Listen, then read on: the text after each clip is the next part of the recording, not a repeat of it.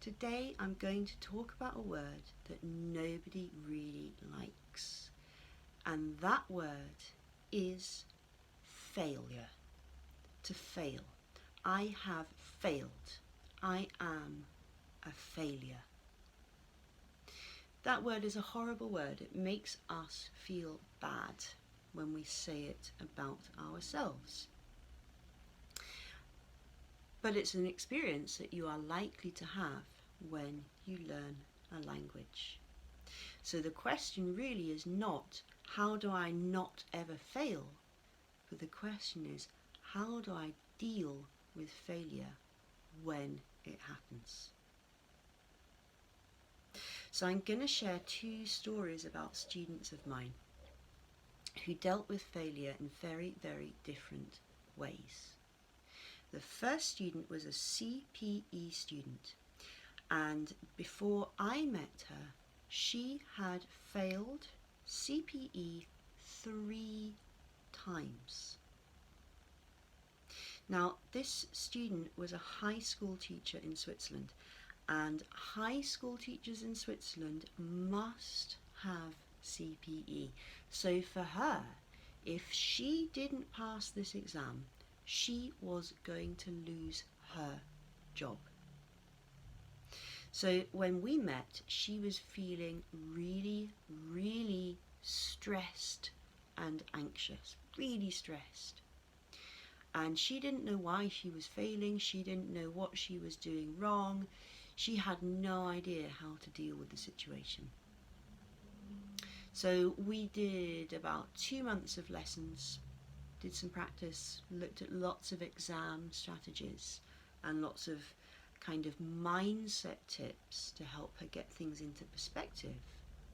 She went away, took the exam and passed. And now she's back at work teaching, everything's great. The other student was working for a job interview. We worked and worked and worked really, really hard, and she did great, she was doing great.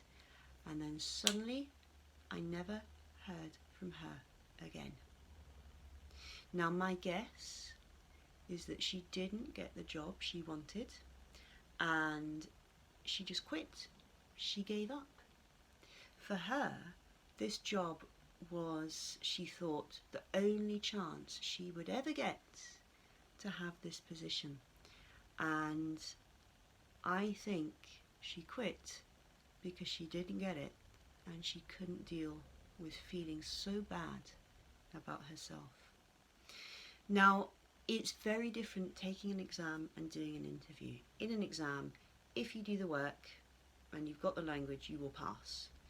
Obviously, in an interview, you will be chosen or not chosen by the employer. So it is a little bit different.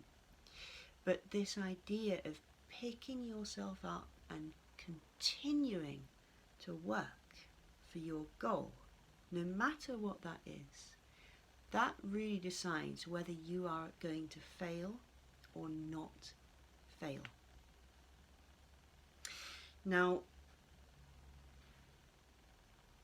when failure happens to us, and it happens to us all, including me, it's totally okay to feel sad and disappointed for a day or two or a week, that's normal and that's healthy. But after those feelings are starting to fade away, we need to pick ourselves up and get back on with what we want to achieve. Because if we don't do that, if we allow a failure to stop us, then we really will have failed. I'm just going to end, the window cleaner's just turned up. I'm just going to end with a quote from it's not William Shakespeare, Winston Churchill. See, there's a lovely mistake from a native speaker. Winston Churchill. I don't usually quote politicians, but I like this quote. The quote is, "Success is not final. Failure is not fatal. It's the courage to persevere that matters. My name is Sarah. I'm an English teacher and language anxiety coach.